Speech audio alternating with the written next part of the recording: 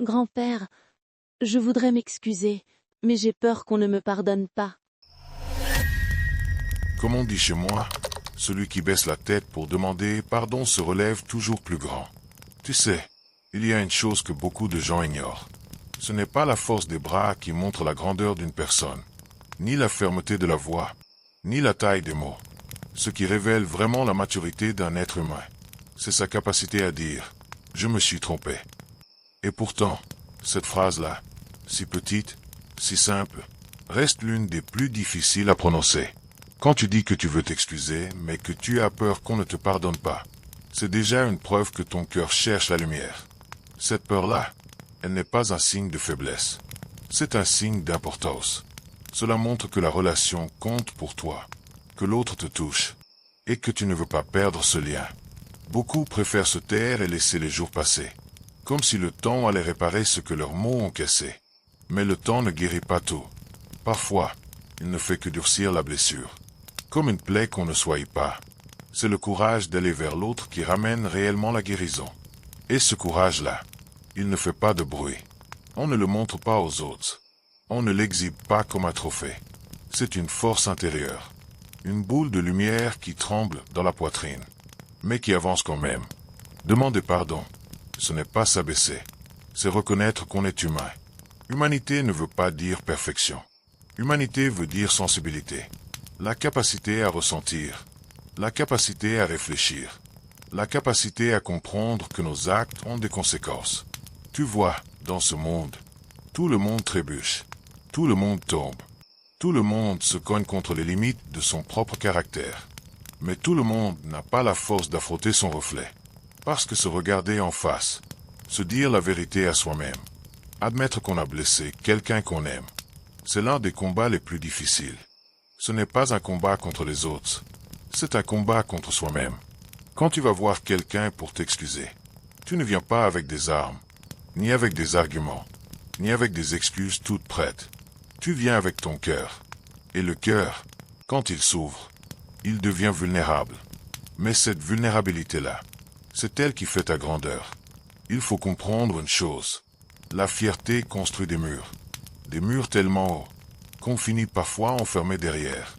On se coupe des autres. On se détache de la vérité. Et surtout, on s'éloigne de la paix. Dire pardon, c'est comme ouvrir une fenêtre dans ce mur. Même si l'autre ne te répond pas. Même s'il ne pardonne pas tout de suite. La lumière entre. Et cette lumière suffit déjà à changer quelque chose en toi. Il existe des relations qui semblent perdues. Brisées par des mots trop rapides. Par des gestes maladroits. Par des colères qui ont débordé. Mais parfois, il suffit d'un pardon sincère pour ramener ce qui semblait mort. Un pont détruit peut être reconstruit. Et ce nouveau pont peut devenir encore plus solide qu'avant. Parce que cette fois, il repose sur quelque chose de plus fort que simplement l'habitude. Il repose sur la compréhension, sur la maturité, sur la volonté d'avancer ensemble. Dans la vie, tu rencontreras des personnes qui te diront « c'est trop tard ». Mais ce n'est jamais trop tard pour faire ce qui est juste. Même si la relation ne revient pas, même si les choses ne redeviennent pas comme avant, tu auras fait ta part. Et ça, c'est une victoire intérieure. Parfois, tu t'excuseras et l'autre t'ouvrira les bras. Parfois, il te tournera le dos. Parfois, il aura besoin de temps. Parfois, il ne saura même pas comment réagir. Parce que tes mots viennent toucher une blessure qu'il n'a pas encore fini d'apprendre à gérer. Mais ce n'est pas parce que l'autre n'est pas prêt à te pardonner que ton pardon perd sa valeur. Ce que tu fais, tu le fais pour la vérité, pour la paix, pour toi-même aussi. Parce qu'un cœur sincère ne reste jamais prisonnier de ses fautes quand il a fait l'effort de réparer. Tu sais, parfois, ce n'est même pas la faute qui blesse le plus, mais l'absence de pardon demandé, le manque de reconnaissance, l'impression que l'autre n'a rien vu, rien compris, rien retenu. Quand tu t'excuses, tu dis à l'autre « Je t'ai vu, je comprends, je t'entends ». Et ça, c'est déjà un médicament.